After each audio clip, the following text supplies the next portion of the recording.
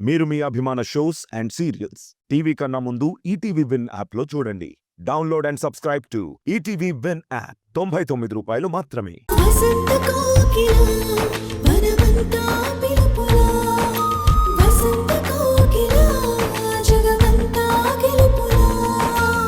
వద్దొద్దు, ఇప్పుడొద్దు నాన్న. ఈరోజు ఇంజనీర్తో మీటింగ్లో ఉన్నారు. నా ఫోన్ కూడా లిఫ్ట్ చేయడం లేదు. ఫ్రీ అయిన తర్వాత నేనే ఫోన్ చేయిస్తాను. సరేనమ్మా.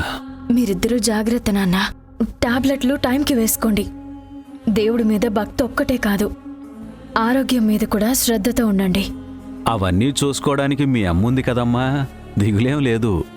సరే అయితే ఉంటాను. అలాగేనమ్మా, నువ్వు కూడా జాగ్రత్త. సరేనమ్మా. వీలున్నప్పుడు సూర్య ఆకాష్తో ఒక్కసారి ఫోన్ చేయించమ్మా, మర్చిపోవద్దు. అలాగే నాన్న, ఉంటాను.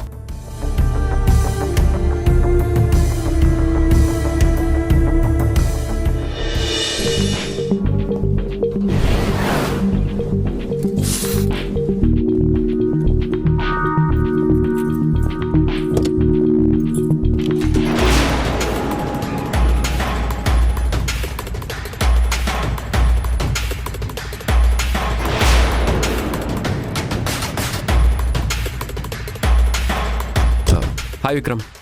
హలో సూర్య. డోర్ నన్ను చూసి ఓపెన్ చేసావా లేక కిందకి దిగడానికి తీసావా? ఏదైతే ఏంటి, నిన్ను కలిశాను. అంటే నా కోసమే చాలాసేపటి నుంచి వెయిట్ చేస్తున్నావు అన్నమాట.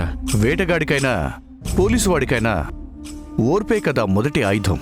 అఫ్ కోర్స్, ఎరవేసిన ప్రతిసారి వేట సక్సెస్ అవ్వదు కదా. నిజమే, కానీ కాలం కలిసి రాకపోతే ఎంత తెలివైన జంతువైనా వెదుక్కుంటూ వచ్చి బోర్డులో పడక తప్పదు. నీ మాటలు చూస్తుంటే భలే ముచ్చటగా ఉంది విక్రమ్.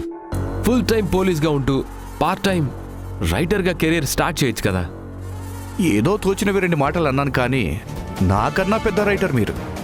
మాటలకు దొరకకుండా తప్పించుకోవటం, ఎదుటి వాళ్ళకు ఛాన్స్ ఇవ్వకుండా ఎస్కేప్ అవ్వటం మామూలు టాలెంట్ కాదు. ఈ టాలెంట్ హంట్ లాపి డైరెక్ట్గా మ్యాటర్ ఏంటో చెప్పు. చెబుతాను, కానీ నాకు అన్ని నిజాలే కావాలి.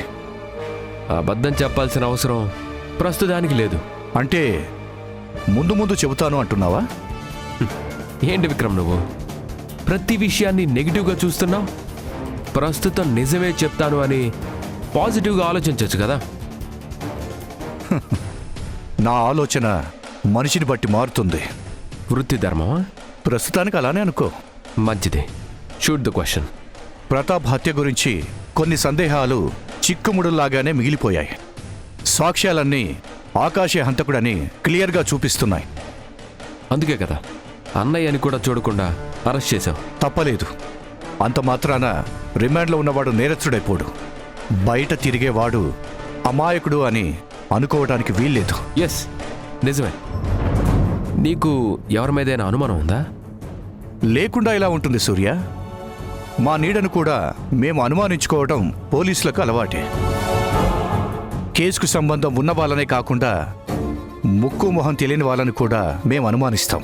అలాగే నిన్ను కూడా విచారించడానికి వచ్చాను. ఓహ్, అంటే అటు తిరిగి ఇటు తిరిగి నా దగ్గరికి వచ్చావు అన్నమాట. ఏ పుట్టలో ఏ పాముంటుందో ఎవరికీ తెలియదు కదా. అలా అని కళ్ళు మూసుకొని వెతికితే కాటుకి గురయ్యే ప్రమాదం ఉంది. నేను పోలీసు వాణ్ణి, నా జాగ్రత్తలో నేనుంటాను. నా గురించి నువ్వేం టెన్షన్ పడొద్దు.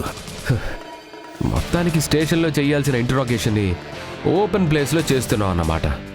లోన్లీ ప్లేస్లో ఇంటర్వ్యూ అనుకోవచ్చు కదా. ఏదైతే ఏంట్లే కానీ నా టైం వేస్ట్ చేయకుండా నువ్వు అడగాలనుకున్నవన్నీ ఏ మాత్రం అనుమానం మొహమాటం లేకుండా అడిగేసే. ప్రతాప్ హత్య జరిగిన రాత్రి నువ్వెక్కడున్నావు? ఇంకెక్కడుంటాను, ఆకాశ్ ఇంట్లోనే. లేవు అని నా దగ్గర ఇన్ఫర్మేషన్ ఉంది. ఉన్నానని చెప్తున్నాను కదా. రాత్రంతా ఇంట్లో లేవు. ఉదయం హాల్లో నిద్రపోతూ కనిపించావని మా విచారణలో తెలిసింది. దానికి నువ్వేం చెబుతావు? మీ అద్భుతమైన ఇంటరాగేషన్కి హ్యాట్స్ ఆఫ్ చెప్తాను. ఆ రోజు నైట్ మొత్తం బయటే ఉండి తెల్లవారుజామునే ఇంటికెళ్ళాను. బయటంటే ఎక్కడున్నావు? ఏం చేస్తున్నావు? బార్లో కూర్చొని మందు కొడుతున్నాను. Any objection? సూర్య, తెలివిగా మాట్లాడుతున్నాను అనుకోవద్దు. నీ ఎదురుగా ఉన్నది బార్ అటెండర్ కాదు, పోలీస్ ఇన్స్పెక్టర్. అడిగిన ప్రశ్నలకి సరైన సమాధానం ఇవ్వకపోతే డైరెక్ట్గా స్టేషన్కి తీసుకువెళ్ళి నా స్టైల్లో విచారణ చేయాల్సి వస్తుంది. ఏంటి ఏంటి బెదిరిస్తున్నావా? నా మాటల్లో నిజం ఉంది కాబట్టే ఎన్ని వందల ప్రశ్నలు అడిగినా సూటిగానే సమాధానం చెప్తున్నాను. మీరు నమ్మకపోతే అది నా సమస్య కాదు. అంటే ఆ రోజు రాత్రి నువ్వు ఎక్కడున్నావో చెప్పవన్నమాట. చెప్పను కాదు, చెప్పలేను. కారణం తెలుసుకోవచ్చా? చూడు విక్రమ్, హత్య జరిగిన రాత్రి నువ్వేం చేస్తున్నావు? సినిమా చూస్తున్నావా, మందు కొడుతున్నావా, లేక ఇంకెవరితో అయినా ఉన్నావా అనే మీ చెత్త ప్రశ్నలకి సమాధానం చెప్పాల్సిన అవసరం నాకే కాదు, ఈ దేశంలో ఉన్న ఏ పౌరుడికి లేదు. నీకు నీ డ్యూటీ విచారణ ఎంత ముఖ్యమో నాలాంటి వాడికి స్వేచ్ఛ, ప్రైవసీ కూడా అంతే ముఖ్యం. అది అందరి విషయంలో కరెక్టేమో కానీ ఒక మర్డర్ కేసును ఇన్వెస్టిగేషన్ చేస్తున్న నాకు నీకు కాదు. అనుమానం ఉంటే నిన్ను అరెస్ట్ చేసే అధికారం కూడా నాకుంది. సరే, నీ ఇష్టం వచ్చింది చేసుకో. చేస్తాను, సిద్ధంగా ఉండు. ఏంటి వార్నింగ్ ఇస్తున్నావా? 2 ఏళ్ల పాటు యుద్ధ ఖైదీగా శత్రు దేశం జైల్లో మగ్గి వాళ్ళు ఎంత టార్చర్ పెట్టినా సరే భరించిన వాణ్ణి నేను. ఈ దేశ రహస్యాలు చెప్పని ఒక గొప్ప సైనికుణ్ణి. మీ విచారణ బెదిరింపులు నాకేం కొత్త కాదు. నిజమేంటో నాకు నేనుగా చెప్పాలే తప్ప ఫోర్స్ చేసి మీరు చెప్పించలేరు. ఓ, బాగా కాన్ఫిడెంట్గా ఉన్నావు. కానీ ఇప్పుడు నువ్వు సైనికుడివి కాదు, ఒక సాధారణ పౌరుడివి. ఆ విషయం మర్చిపోవద్దు. నేరస్తుడు ఎంత తెలివైన వాడైనా చట్టం ముందు తల వంచక తప్పదు. తల వంచుకునే పని ఈ సూర్య ఇప్పటి వరకు చెయ్యలేదు, ఇక ముందు చెయ్యడు. హా, okay, will see. You can. All the best.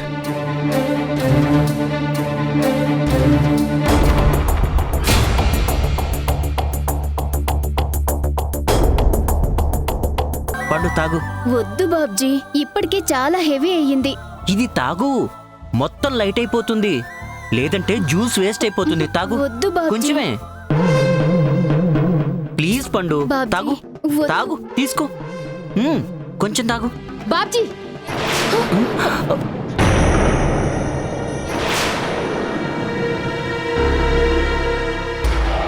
ఏమైంది దివ్య? ఏమైందా అంటే నేను చెప్తే కానీ నువ్వు తెలుసుకోలేనంత స్థితిలో ఉన్నావా?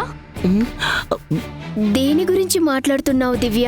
పండు ప్లీజ్, నేను చాలా కోపంగా ఉన్నాను, మధ్యలో నువ్వు రావద్దు.